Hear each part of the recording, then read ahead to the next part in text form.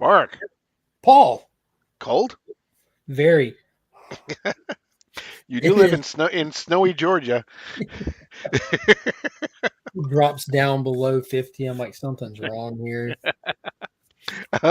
We are on we are trapped on Lazarus Planet, and we are on to the second one shot outside of the Lazarus Planet Alpha and Omega. This one's called "Once We Were Gods," and Mark and I will be back to talk about it right after this.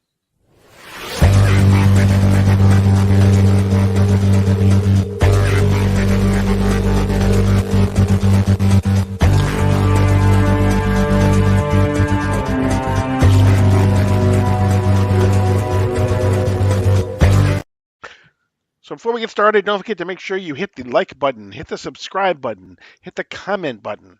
That's the like button, And not then hit the type a comment. comment. Leave a Yeah. comment. Um, yeah, click the comment button and then leave a comment. And then leave a Yeah, comment. basically, Not the other there. click any button you can find, and just Click them have a all. ball. Mm, um, so that you're alerted whenever we drop these because they're coming out pretty much just about every week, if not even more recent than that. But we are, as I said, we're going to be taking a look this time at Lazarus Planet. We once were we gods. once were gods. Um, with another the cover, David Marquez is doing all these covers to the one shots. They look good. Um, They look real yeah, good. it really is, and it kind of works really well the way he had the Rock of Eternity in the center there because there's four stories, and he broke it up into four different panels. But as I said, as this was for the last one, we basically have four stories about four different individuals in here. This They one don't worked better. have, yeah, they don't connect in any way, but they definitely accept to the Lazarus Planet saga as a whole. So, and we start with Aquaman.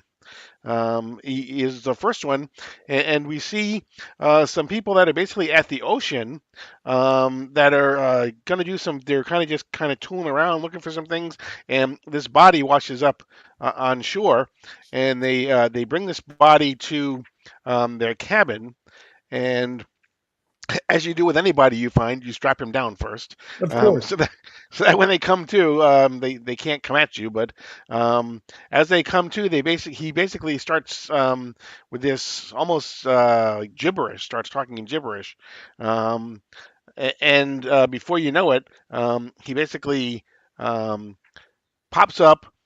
He gets out of his bonds. He bites some people, but then as you're just about to go back and attack him and kind of try to subdue him again, Arthur Curry Aquaman shows up, Mm, and we find out that due to the Lazarus resin that had been falling into the ocean, these are basically the trench. yeah, they've reverted back to their humanoid form. Hmm. A Right. positive effect, but that doesn't look like they've lost their mindset. He's popping up, going crazy, scared of his environment, scared of his own reflection, and hungry. Yeah, it definitely, which is basically what he was saying for in some sort of gibberish. He was basically telling everybody that he was hungry, but that's just a great panel. Yeah, it's We'll insane. talk about Francis Manderpool in a second. His art on this. Um, so basically, what this has done, as Arthur sees these people from the trench, he basically, says that these are his ancestors, um, and that if we can't show them, how to share the shores, I'm afraid of what they're truly capable of. So it says to be continued in the dawn of DC. So I'm thinking somewhere along the line, this is going to get followed up in either an Aquaman miniseries or even maybe an Aquaman series proper. With the film And coming out, hopefully they do what they always do and time some kind of book to release to help share some of the traction that the film hype does. Right. So the trench, if you don't know, these were a group that was basically they were created by Jeff Johns in his New 52 run, his New 52 Aquaman run, um, that were at one point the Atlanteans and the trench were the same people, but they got separated, like all good, like the Romulans and the Vulcans and all the people in different places. Um, so. And the trench kind of devolved into this almost um, Deep sea demented like type of. monster.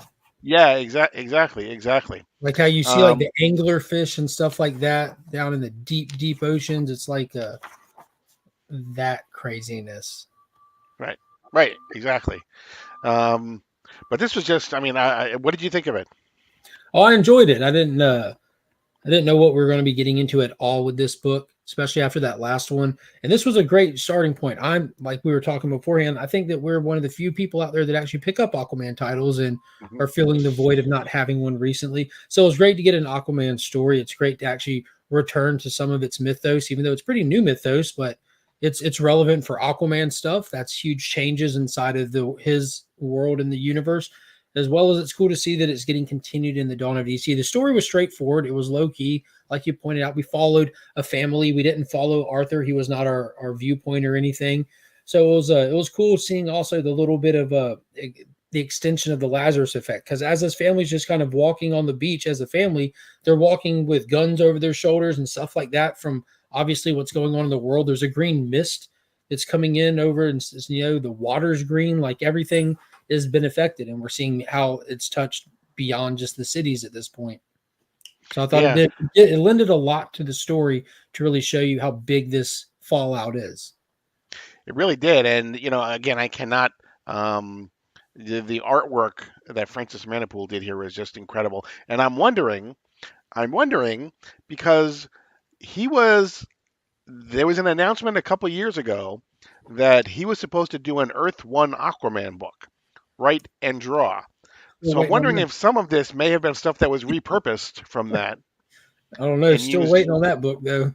Yeah, well, that's what I'm saying is maybe this is some of the art that was supposed to appear in there because they're not doing the Earth One stuff anymore as good as it was. Mm. Um, and, so maybe they did some of that here. That's obviously just a guess. I just something that I thought of as I was reading it. We're And going to consider it to be true until someone proves otherwise, though. right, good point. Good point. Exactly. It's true in my head. That's all I have to worry Yeah, about. prove us wrong. Right. But again, to be continued. Hopefully, it'll be somewhere down the road. Like you said, if they have any brains with the Aquaman movie coming out later this year, they'll do something that'll be along with it. So, Yeah. and supposedly the Trench is supposed to have a pretty big presence in the second Aquaman movie as well. So, So we'll see. And moving along, this second story, total switch of gears. We go from looking at the oceans and talking about deep sea creatures to the kicking off the next story with Martian Manhunter in space, looking down on the world. This was a really cool story.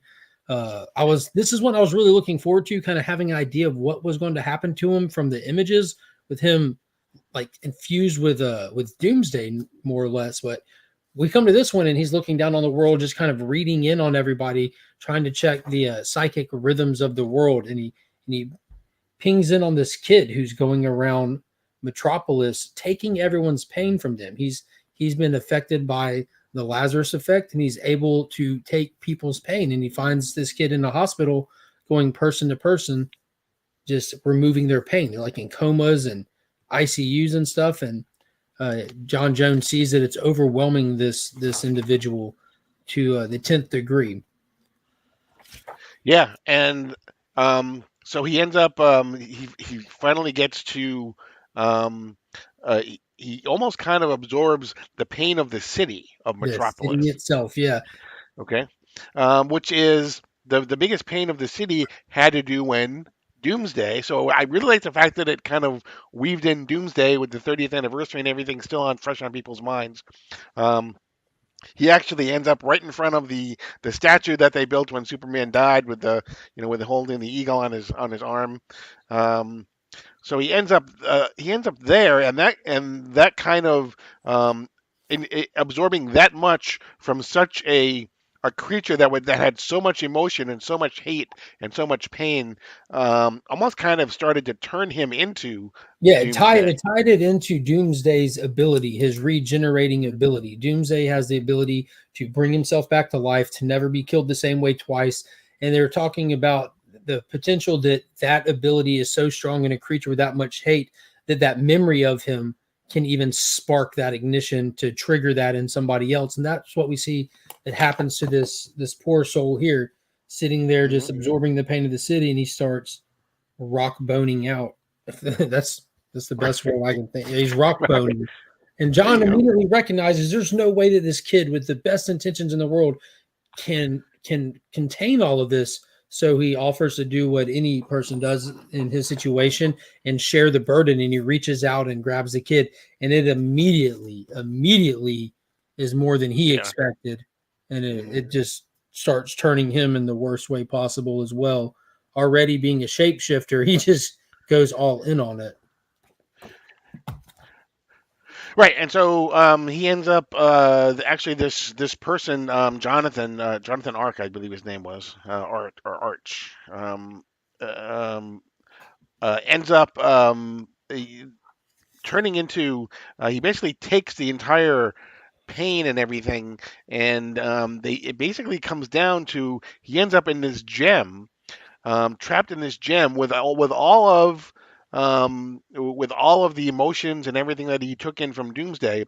So Doomsday is trapped in this gem along with him.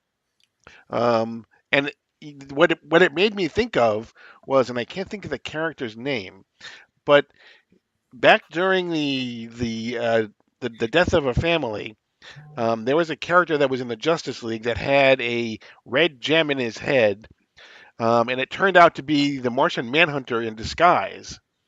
And it was Diamond something, and I can't think of his name now, but I'll think of it eventually. But um, Hmm. I don't know, he but I it thought was this was he cool.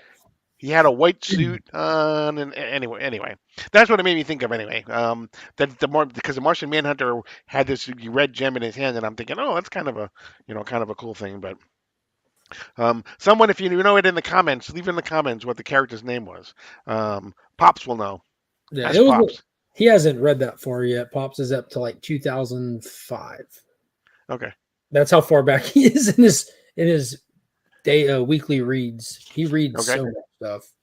But yeah, this was a cool concept because when they were dealing with the psychic phenomenon happening, it was spreading. It was spreading all over Hmm. the world, like popping up in different places on the planet where doomsday eggs were hatching. But there was like an autoimmune response that the planet was having to it as well, and kind of nullifying them in the act.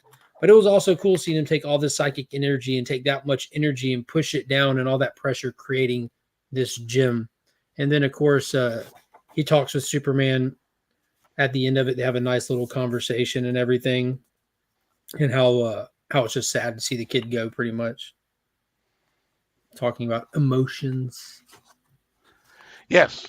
Yeah, and that was this particular story of the three. This particular story had a definitive ending. Um, not, I mean, it was not a real happy ending. Superman, like you said, was kind of lamenting the fact that uh, there's no happiness right now, going on, at least in Metropolis anyway.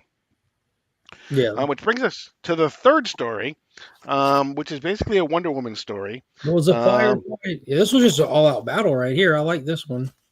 Yeah, yeah. Basically, it starts off as just kind of a fun little battle, of Wonder Woman battling Bia, I believe her name was. Just kind of, doing some Sparring on the swordplay, beach. sparring on the beach. She gets knocked into the water, but then she doesn't come back up. And so what happens is Wonder Woman basically dives in after her and finds out that um, Yeah, Theseus, yeah. I'm like what? uh, Yes. yeah, Oh, cool. um, basically has her, and they're basically coming back to try to take over Themyscira. So all the fallen armies that have attempted Themyscira in the past that lay dead in the oceans around them have all come back to life and are coming for revenge. Right. We get Heracles is there as well, um, and so a huge battle is fought on the beach. Now these are people that actually have died, but have broken out of Hades, um, and so they're able to defeat them, not too with not in not too difficult a fashion, because. As Wonder Woman says, we beat them when they were actual people. We can beat them when they're salt and sand. Yeah. Um, so he beats them. But what they don't realize at the time, what they don't know, is that the gates of Hades have basically been thrown open. Um, and anyone who wants to leave Hades, all the old gods, anyone else who wants to leave Hades, can leave Hades, and that's where we end the story. Um, but basically, we get to see that it'll be continued in Lazarus Planet: Revenge of the Gods, which is the follow-up four-issue miniseries to Lazarus Planet.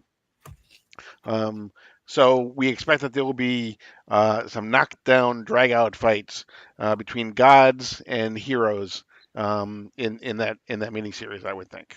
Hmm. But it was good. Like you said, it was action packed. It advanced the story, and it set up something further down the line, which is really all you can ask for, I think, probably from good stories. So, and then our fourth story. Fourth one. We'll move over to the Marvel family here. We got Mary Marvel looking for Black Adam. She follows her senses and her trusty animal companion, as all members of the Marvel family have, and she finds herself at a hospital hollering for him, and he doesn't come out. But our new superhero superstar from the Christopher Priest run does come out. We get some Malik in here, aka White Adam, aka Bolt. He comes out, and she does not know who he is, and they talk for a little while, and she figures out that there's something more to this kid, and then she realizes that he's been given the power of Teth Adam and sees their connection and starts telling him about the upcoming danger and how they need to do something about it and asks for his reluctant help. Yes, and he at first does not want to help him. Does not want to No, help. He's you like, don't want yeah, I'm none really part not. of none of this Yeah, like he's like, no, I'm ever. good. This kid got um, thrown into the deep end so many times since since the beginning of his little run here. right. So she finally convinces him to help. And so they go, but they can't get into the Rock of Eternity. So what Mary does is she basically grabs him by the hand, says Shazam. The lightning bolt helps him get into the Rock of Eternity, um, and with a second lightning bolt that actually gets them through the little doorway and everything. And so they end up inside, and they basically see everything, and they see this figure of Captain Marvel, Shazam, who basically tells them you shouldn't be here, you have to leave. You don't want anything to do with what's going on here. Just leave. He says you can't stay. He says I can't go home, and you can't stay, so just go. Which incidentally is not good enough for either of them. Because they Um, don't believe that this is Captain Marvel for one. There's multiple of them, and they right, start fighting him, and they're almost like projections of Captain Marvel. And he tries to tell them that he's holding down the fort here. It's not his choice. He has to do this, but they need his help at this point. They need more answers than that. So that's not good enough. So they press forward until they actually find our main man with pots and pans, Billy, all tied up. right. Who explains that basically the Lazarus resin has basically made all of the bonds in the Rock of Eternity more powerful and stronger, so that that's why he is unable to leave. And so they're talking about it, and so she basically, as they're talking, basically Bolt comes up with this theory that says, well, I know he's trying to keep us here, or he's trying to stay here, um, but so he's saying he's trapped in the Rock of Eternity. But what would happen if he wasn't the one that was trapped? And so they plan this particular thing, and Billy Batson says Shazam, and what happens is the Rock of Eternity gets trapped inside of Billy Batson. Shazam. So he can now transform into Shazam and Billy Batson using his magic word, but the Rock of Eternity is now inside of him instead. Which was an awesome panel, by the way. It was. Yep. And so he gets to see all of his family again, but we're left with it seems as though the person who had been manipulating all of this from the beginning was the god, the wizard Shazam. And basically, we get him doing his best wah ha ha ha ha laugh, He looked and mad. saying that He looked super mad. yeah, basically saying that none of them are worthy to have the power of Shazam, He and said that we the get reigns of the Lazarus has shown him the way, and they're all traitors. So this dude's done lost his marbles. and so we are promised that this will also continue in Lazarus Planet Revenge of the Gods, which, if you've seen the solicitations for that, it does show that it is basically a Wonder Woman and Shazam centric type of a miniseries. So, and that's where we're left up to get until we get the next one, which is Legends Reborn, which promises us Nightwing, City Boy, Firestorm, Beast Boy, Raven, Trigon, The Question, which will be next week. Um, but yeah, this was these little like I said the first one last week I was a little bit just kind of off kilter because I thought it was going to be a long a 40-page one story, but these little stories are really you know they're really working for me now. Yeah, they were just better stories too. They just were. Yeah, yeah. They So feel like they that had more stakes, they had more weight, and like seeing the whole continued here and there thing. It just I don't know. They just hit better. Yeah, you know what? Anything that can make me okay, you know what? Say to myself, I will be in line, bright and early on the day that that the Revenge of the Gods is on sale. You know, is I not a think the bad thing. stakes and that I think the stakes really had a huge thing to play in it because like you feel like they're in the middle of chaos. They're in the middle of an event. Like everyone's running for helps. Like crisis things are happening. Like the John Kent story was just like a regular average day in the life of John Kent. The Power Hmm. Girl story was like just so self-contained. You know what I mean? It didn't really you didn't have the feeling of being in this cataclysmic event. These definitely did. So I think this one just good comeback. Keep it Yeah, rolling. and I like the fact that it is, the resin is affecting everybody differently. Hmm. Um, it's kind of like chaos. Like there's chaos and there's order, and there's the two of There's them. loads of those things. Yes, Yeah, there's and loads of funny those things out there. there are, and funny because the Lord of Order, who is Naboo, his helmet is very important to this entire story. Yeah, So, but I digress. I'm just like so I'm good at sure I'm seeing digressing. things with I'm sure I'm seeing things where there's nothing actually there, but it just kind of is kind of cool to speculate on stories as opposed to dollar values. Yeah, Um, always. so that's gonna do it. Anything else before we wrap up here? Don't forget to hit the thumbs up, subscribe to the channel, turn the notification bell on, and leave us a comment. Let us know what you thought of this issue, what your thoughts are, and what your story speculation is for where this is all going. Yes, and Bloodwind. That was the character I was thinking of. Bloodwind. Um, Bloodwind. Bloodwind. Look him up. So gross. Yeah. That's gonna do it. I am Paul. He is Mark. That is Monkey. That is Monkey. And all of We us are together Legion. are Legion. You're not leaving such a 28-15.